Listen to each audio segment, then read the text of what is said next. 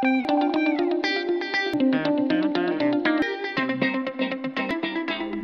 semana estamos con Carlos Lupi, columnista de esta revista, contador y con estudios de economía, para hablar del artículo que salió en Caras y Caretas en estos días, que se refiere a la necesidad o la falta de necesidad de hacer un ajuste fiscal. Queremos saber, ¿es necesario un ajuste fiscal? En primer lugar, ¿qué es un ajuste fiscal? Técnicamente lo que se trata es de reducir el déficit fiscal que, como todos más o menos sabemos, es, considerando un Estado nacional, la disminución de la brecha que hay entre lo que ingresa al Estado y los egresos del Estado. Y lo primero que quiero decir es que nadie debe interpretar de mis palabras ni del artículo que lo que se va a hacer es un alegato a favor del déficit fiscal, porque el déficit fiscal es esencialmente malo. Como en cualquier hogar, y un Estado, nación, es en definitiva un hogar en grande, un hogar multiplicado, sí tiene que, en lo posible, entrar más recursos de los que salen.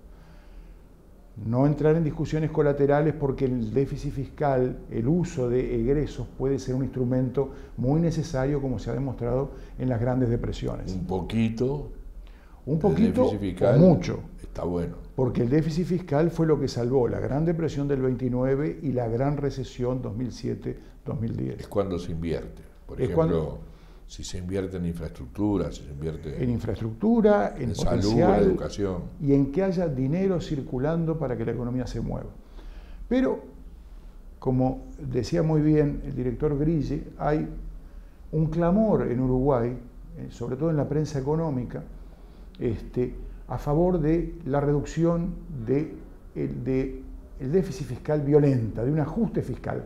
Porque una cosa es la definición técnica y otra cosa es lo que la gente escucha o ve cuando escucha la expresión ajuste fiscal. Ajuste fiscal se asocia a grandes reducciones de los activos circulantes, de los egresos, del dinero circulante y por lo tanto a contracción de la economía, a aumento del desempleo, a sufrimiento social. Lo que está pasando en la Argentina ahora. Lo que está pasando en Argentina ahora, donde el combustible aumenta 3 veces en una semana. Las tarifas, eso es un ajuste fiscal. Mientras está cortado el aumento de la oferta monetaria. Entonces eso va aumentando la presión social porque lo que está aumentando es el sufrimiento social. Entonces, si hay alguien que paga el ajuste fiscal, generalmente son los trabajadores y los jubilados. Son los que tienen ingresos fijos. Sí, y que además, que son los que tienen ingresos fijos y por lo tanto son los que se ven erosionados por la inflación y por lo tanto el ajuste fiscal en el imaginario colectivo, y está bien que así sea, es asociado a contracción de la actividad económica, desempleo y aumento de sufrimiento social. Por lo tanto, cuando hay un clamor mediático intenso a favor de un ajuste fiscal, y hay economistas que se preguntan, ¿hay que hacer el ajuste fiscal en 2020 o hay que hacerlo antes? Cuando hay publicaciones que dicen, no, los expertos dicen que hay que hacerlo este año, 2018. Entonces, acá yo quiero distinguir dos planos. Pero, perdón, ¿en qué se gasta en un Estado, en un gobierno? Se gasta en sueldos. Fundamentalmente se gasta en sueldos y en pasividades. Las pasividades, por eso yo quería entrar en que hay dos facetas, porque hay una faceta política y una faceta económica. Porque es bueno preguntarle a los que piden un ajuste fiscal dónde quieren recortar. Si quieren recortar en los sueldos de los militares, en los sueldos de los agentes de seguridad, en los sueldos de las maestras, en los hospitales, si quieren recortar el gasto en infraestructura, porque es lo que hay. Y vamos a escuchar a un economista muy serio de la oposición, al economista Isaac Alfi, que propone un ajuste fiscal y vamos a escucharlo, vamos a ver lo que dice. Así que los estados gastan en salud, en educación, en seguridad y en infraestructura. En infraestructura, en los gastos corrientes que tiene un Estado-nación. ¿Y cómo ingresa la plata? ¿De dónde se saca? El dinero nace a través básicamente de los impuestos o del también llamado impuesto inflacionario. Pero yo quisiera entrar en un señalamiento que va a guiar toda nuestra conversación, creo, que es que hay dos planos de discusión en esto. El plano de discusión, estamos en tiempos electorales, estamos en tiempos políticos, y por lo tanto hay una lectura política muy clara. Si se necesita un ajuste fiscal ya, es porque las cosas no se están haciendo bien. Y el ajuste fiscal hay que hacerlo ahora. Entonces la pregunta que surge, que nadie la formula, es, bueno, muy bien, ¿qué partidos políticos son los que están proponiendo el ajuste fiscal y los que están dispuestos a hacerlo? Y adelanto la respuesta, que después la vamos a ver en detalle. El partido de gobierno, el Frente Amplio, no propone el ajuste fiscal pese a que el equipo económico conducido por el ministro Astori ha hecho de la reducción del déficit fiscal su primera prioridad desde hace varios años. Dicho sea de paso, prioridad que le es criticada por sectores de izquierda. Y con bastante éxito. ¿El ministro Astori? Sí. ¿Ha bajado el déficit fiscal? A juzgar, está bajando el déficit fiscal según los más grandes críticos de la economía uruguaya, como son y autodesignados monitores, como son el Fondo Monetario del Banco Internacional, está teniendo un gran éxito. Y lo vamos a ver en los documentos del Fondo Monetario y en las afirmaciones del Banco Mundial. Así que ha ido bajando, poquito, pero ha ido bajando. El déficit fiscal está situado hoy en 3,5% del Producto Bruto Interno. Nuestro Producto Bruto Interno, como todos sabemos, es aquella variable monetaria que establece la producción de bienes y servicios durante un año. Entonces, el Uruguay tiene hoy un Producto Interno Bruto de aproximadamente 60.600 millones de dólares. Lo podemos comparar con el Producto Bruto argentino, que es 10 veces mayor, 660.000 millones de dólares, o con el Producto brasileño, que es 2,2 billones latinos, es decir, millones de dólares. Para tener una idea de lo que es una pequeña economía, ¿verdad? 60 millones. Es decir, que el Estado uruguayo produce bienes y servicios 60.000 millones de pesos. 60.600 millones de dólares en un año. Y tiene un bienes déficit y servicios.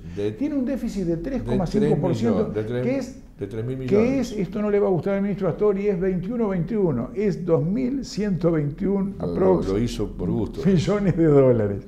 3,5. Que son 3.000 millones. Quiere decir que no, 2.100 millones. 2.121 es como millones. si yo gano el sueldo 60.000 pesos y me faltan 2.000 pesos por mes. Estoy acumulando. No es mucho, ¿no? Estoy acumulando.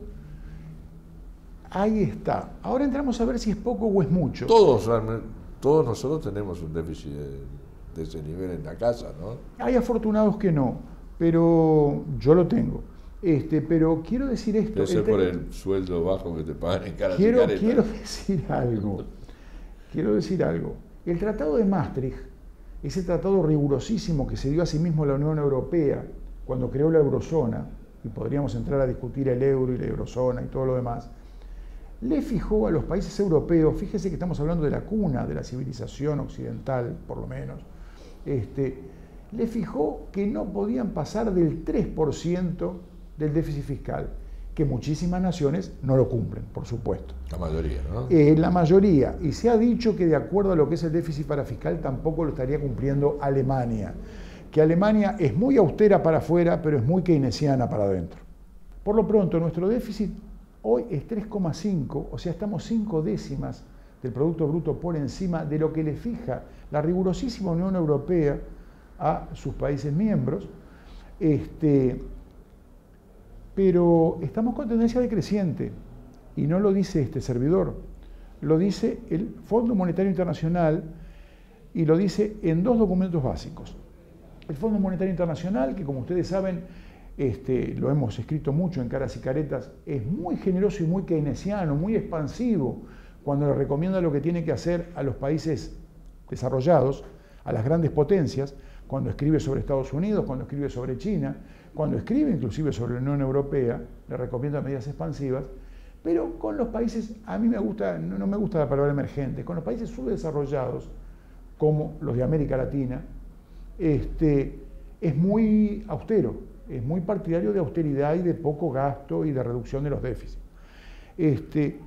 Pero resulta que yo voy a citar dos documentos. El informe anual que hacen, que se llama Informe del Artículo 4, porque es el que habilita el Fondo Monetario a monitorear, es ese informe que está allí.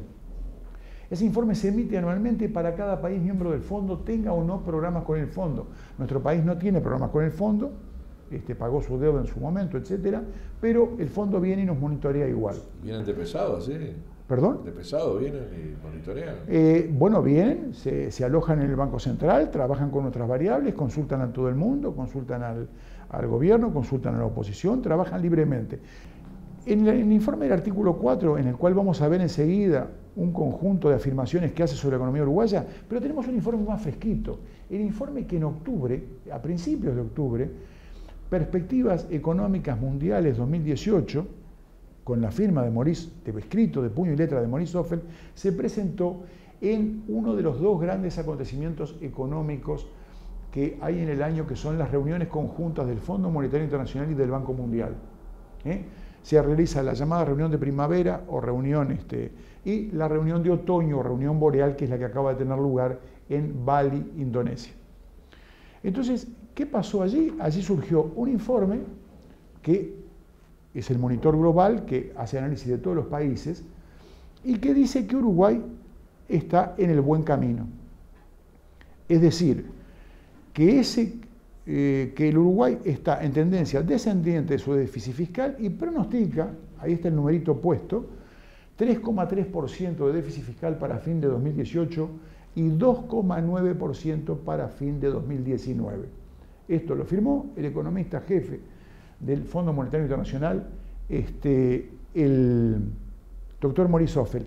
Pero un hombre extremadamente crítico, mucho más riguroso que Hoffel, un hombre salido de la Universidad de Chicago, la Universidad de Milton Friedman, que es el doctor Carlos Beck Gramont,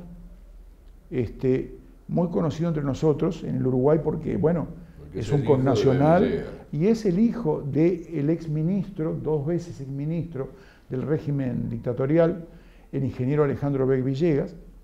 El doctor Carlos Beck Gramont, que es un hombre muy riguroso, un hombre de la Universidad de Chicago, dijo en un artículo reciente publicado en el suplemento Economía y Mercado del País que sí, que el Uruguay está en una tendencia decreciente y que él no ve recesión a corto plazo. Y ayer mismo, esto está fresquito, el jefe del que podemos llamar, el que en cualquier país sería el jefe de la oposición y el principal candidato desafiante al Frente Amplio, que es el doctor Luis Alberto Lacalle Pou, declaró ante Emiliano Cotelo en Telenoche que un ajuste fiscal no es necesario ni bueno. Está bien, pero también Macri en la Argentina dijo que no iba a hacer ningún ajuste fiscal y lo hizo. Pero por lo pronto él dice que no es necesario. El padre nos hizo un ajuste fiscal duro. También es verdad que el padre encontró un déficit fiscal del doctor Sanguinetti, del que nadie recuerda, de casi 8%. Y con una inflación de 129%. Así que el que va a votar a Sanguinetti ya sabe que se le espera. El doctor Sanguinetti, las dos veces que gobernó, gobernó así. Ojo, el doctor Sanguinetti no ha hablado de ajuste fiscal, tampoco el señor Amorín Valle, y sorpresivamente el economista Ernesto Talvi, que es el hombre, se supone, de mayor rigor entre los candidatos presidenciales, un economista que se ha pasado la vida hablando de shocks económicos y de políticas contractivas, no ha hablado tampoco, será porque es candidato, no ha hablado tampoco de ajuste fiscal, lo cual no significa que si tuvieran posibilidad de gobernar lo hicieran o no. Pero yo estoy hablando de lo que dicen, que no es poca cosa. Ninguno políticamente lo dice. Lo dicen algunos economistas, de los cuales yo me voy a permitir rescatar a uno en mérito a su solvencia profesional y a su trayectoria, que es el exministro economista Isaac Alfi, y ahora nos vamos a referir a él. Pero reitero, hay un clamor gigantesco que ahora vamos a analizar técnicamente. El ajuste fiscal ya podía ser el cartel, ajuste fiscal ya. Y eso produce en la población en general, pero lo produce también entre los empresarios y entre los inversionistas nacionales y extranjeros, una sensación de, bueno, mirá, acá si se viene un ajuste fiscal va a haber menos mercado, en fin, vamos a ver si invertimos o no. En política y en economía no hay señales gratuitas. Creo que estamos todos de acuerdo en eso, ¿no? Si se emite una señal... Lupi, que tenemos, se nos va yendo el tiempo. Técnicamente y en base... No hay que hacer ahora un ajuste fiscal. No solo no hay que hacer un ajuste fiscal, las medidas que están en marcha son muy exitosas. El Producto Bruto Interno viene creciendo ininterrumpidamente, va a entrar en su 16º año de crecimiento ininterrumpido. Y está previsto, y lo dice el Fondo Monetario, está previsto que crezca 2% este año, 3,2% el año que viene. Pero dice el director de la Oficina de Planeamiento y Presupuesto que si se concreta, como se está concretando, lo dice el ministro Rossi, UPM2, habría un crecimiento adicional de entre 1,5% adicional, de entre 1,5% y 2% del PBI, y la creación de 8.000 empleos directos. Pero quiero que me hables un poco de lo que dice Alfi. ¿Cómo no? Me gustaría... Es tesorero de Peñarol. Me gustaría leerlo. Tengo miedo de que sea tan neoliberal con Peñarol como es la mujer. El economista Alfi dice que es uno de los que dice que hay que hacer ajuste fiscal. Es el único, yo diría, que responde la pregunta, porque es lindo decir que hay que hacer un ajuste fiscal. Bueno, ¿dónde recortamos? Y él responde. ¿Qué hacer? Dice Isaac Alfi, lo dijo en el suplemento de Economía y Mercado recién salidito, el lunes pasado. Aumentar los impuestos, más allá de eliminar las innecesarias reducciones dirigidas de IVA, sería un enorme error de política económica. Esto yo digo que es cuestionable y quien lo cuestiona es el PIT-CNT, porque aumentar los impuestos, hay un 1% de la población que se ha enriquecido fabulosamente durante estos 15 años y no sabemos si los impuestos, su contribución al Estado ha aumentado. Lo dice el anuario de OPIPA que todo el sector agropecuario, en el año 2017 pagó 297 millones de dólares de impuestos, mientras que el IRPF pagó 1.600, el trabajo, los impuestos a los trabajadores, pagaron 1.632 millones de dólares. Y el IAS, que para mí es un impuesto inconstitucional, que se le aplica a los jubilados con mayores ingresos, pero los jubilados que más aportaron,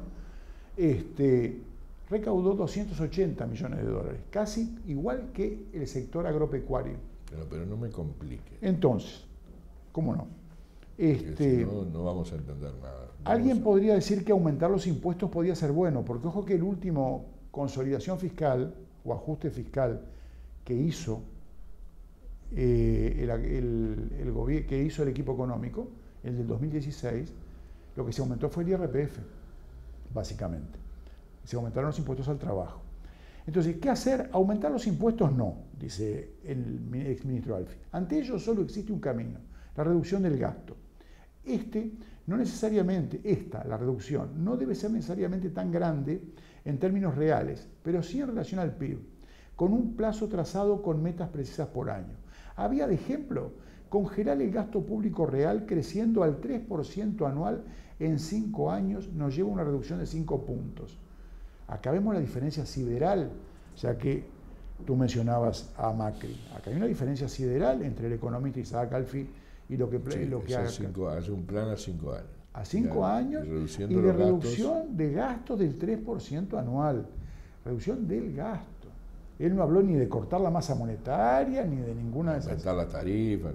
Ni de aumentar las tarifas, ni nada por el estilo. Reducción del gasto. Naturalmente que hay una parte del gasto que seguramente no se pueda congelar. Esto es lo que callan todos. A ver qué, ¿quieren congelar o reducir los sueldos de los militares, de las fuerzas de seguridad, de salud pública, de los maestros? ¿Eso es lo que se quiere hacer? Claro, lo que todo el mundo dice es que hay que achicar los gastos de pasividades. No lo dice nadie. Bueno, pero es lo que dice la gente. Bueno, vamos a preguntar a los jubilados qué van a hacer otro plebiscito. Los jubilados estamos en otra situación, supongo yo. Sí. Vamos a preguntar a los jubilados a ver qué opinan de esa medida. Y los jubilados votan, salen, firman y juntan y ganan plebiscitos. Nadie lo va a hacer. Nadie lo va a hacer y tampoco lo dice. Pero a los militares se lo han hecho ahora. ¿Perdón? A los militares se lo han hecho, han reducido. es toda una situación que sí podemos verla en un tema distinto, porque la situación de los militares era una situación muy singular. Privilegiada. Muy singular. A nadie lo jubilan con el 100% de su haber y con el grado inmediato superior. Naturalmente que hay una parte del gasto que seguramente no se pueda congelar, dice, y acá está la honestidad del economista Alfi, pero hay lugares donde se puede bajar, y en las empresas públicas bastantes ahorros para hacer. A su vez, ir reduciendo la cantidad de funcionarios públicos y reformar la previsión social brinda recursos a medio plazo. Realmente esto sería interesante que lo desarrollara, porque la cantidad de funcionarios públicos se reduce solo con no llenar vacantes durante un tiempo. ¿Qué es lo que está haciendo? Algunas vacantes hay que llenar. Actualmente se está haciendo. Muy pocas. Pero bueno, han bajado los funcionarios públicos. Están bajando los funcionarios públicos en este gobierno. Lo que pasa es que no se puede sustituir. Cuando se sustituyen las enfermeras, los policías, ¿cómo se hace para...? Habrá lugares que se puede, pero hay otros que es más complicado. En los primeros gobiernos democráticos que ostentaban esa... Paramos, no contratamos más funcionarios públicos. Entraron muchos amigos. Contrataban, contratos de obra, contratos calle. Ahora todo eso no se hace. Ahí está. Contrataron muchos amigos. Cuando cesan 3, toman 2, actualmente. Eso es lo que se hace. Pero vuelvo al tema. El primer Tú gobierno... decís que Alfi dice que cuando cesan 3, se tome 1. Más o menos.